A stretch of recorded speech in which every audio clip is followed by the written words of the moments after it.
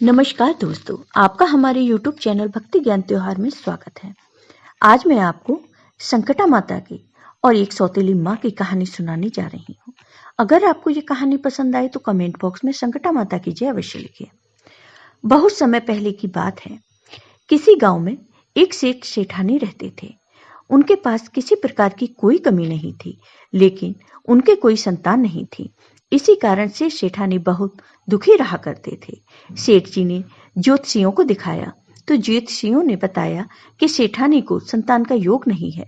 यह सुनकर सेठानी बहुत दुखी हुई। सेठानी को संतान की बहुत ही चाह थी, तो सेठानी ने सेठ जी से दूसरा विवाह करने को कहा, लेकिन सेठ जी नहीं माने।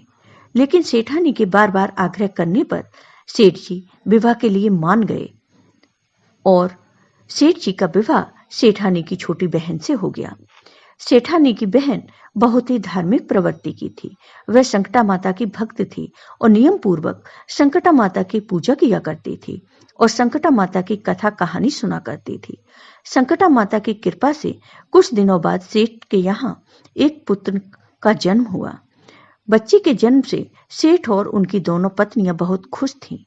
खुशी खुशी दिन बीत रहे थे कि अचानक बड़ी सेठानी के मन में कोई विचार ने जन्म ले लिया। वह सोचने लगी कि मेरा तो इस घर में कुछ भी नहीं है, सब छोटी का है।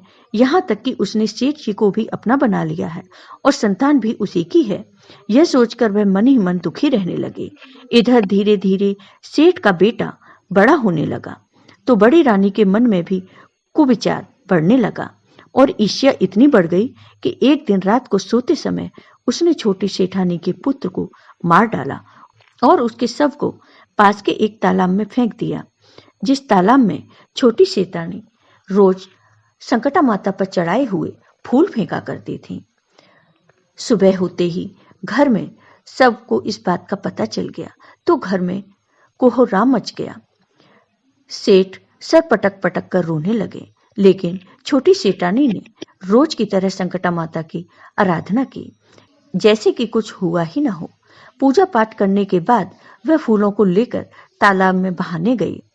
जब वह तालाब से लौट रही थी, तभी उसे तालाब से उसका पुत्र आता हुआ दिखा, जैसे कहीं आसपास से वह खेलकर आ रहा हो। तभी वहां संकटा माता प्रकट होती हैं और छोटी सेठानी से वर मांगने को कहती हैं और बड़ी सेठानी को सजा देती हैं। उनके शरीर में कीड़े पड़ जाते हैं, जिससे बड़ी सेठानी को असहनीय कष्ट होता है। अपनी बहन की पीड़ा छोटी सेठानी से देखी नहीं गई।